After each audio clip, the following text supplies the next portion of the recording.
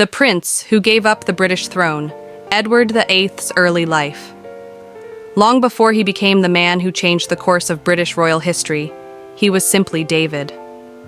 Born Edward Albert Christian George Andrew Patrick David, on a summer day in 1894, the boy who would one day be crowned Edward VIII came into the world with the weight of an empire already pressing on his shoulders. His birth at White Lodge in Richmond Park was marked by both tradition and expectation.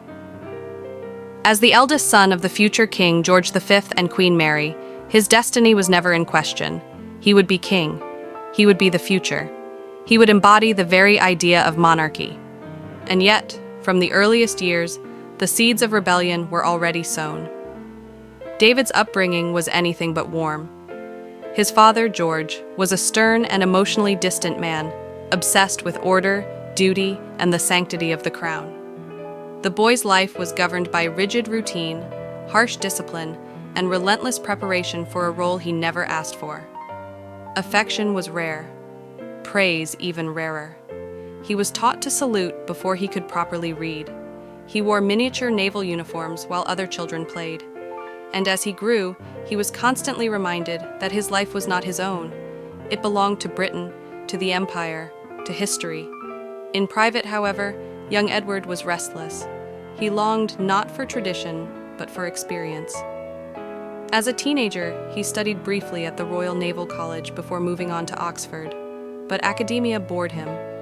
The formalities, the stiff expectations of court life, they felt hollow.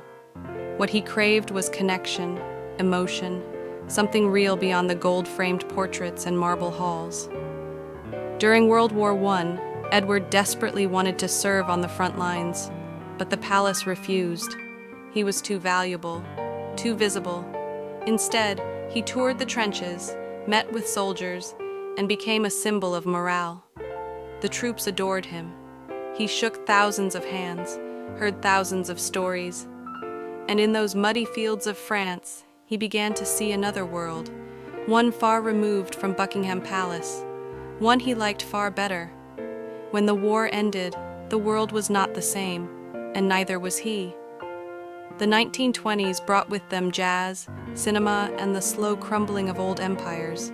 And in this modern world, Edward thrived. He was tall, handsome, impeccably dressed. The press followed his every move. Women adored him, and he adored being adored. But behind the camera flashes and polished smiles, the future king was drifting. He indulged in affairs, many with married women. He surrounded himself with Americans, socialites, and those far outside the aristocratic circle. He traveled constantly, seeking escape in parties, beaches, and private yachts. His relationship with his father worsened. George V saw in him not a future monarch, but a threat to the very foundation of the crown. And then came Wallis Simpson. Though she wouldn't fully enter his life until the early 1930s, Edward's taste in women had long alarmed the royal establishment. Independent, bold, and scandalous by aristocratic standards, Wallis was unlike anyone the heir to the throne was expected to love. But for Edward, expectations had never mattered much. By the time he was officially made Prince of Wales, he had already built a reputation as both the most modern and most unpredictable royal in Europe. Newspapers showed a charming, dashing figure, but within the palace, whispers of concern were growing louder. He was in every way a prince of his time, but not of his duty. He embraced the new and rejected the old. He lived for emotion, not responsibility. And so, when the time came years later to choose between the woman he loved and the crown he inherited, the choice, though historic, was never truly a surprise, because Edward VIII didn't become a rebel when he abdicated the throne. He always was. From the very beginning, from that lonely childhood beneath the chandeliers of the palace, from the first days he realized that being royal meant being watched, shaped, and used. Edward had been running, from tradition, from isolation, from the destiny written for him. He didn't run from the throne.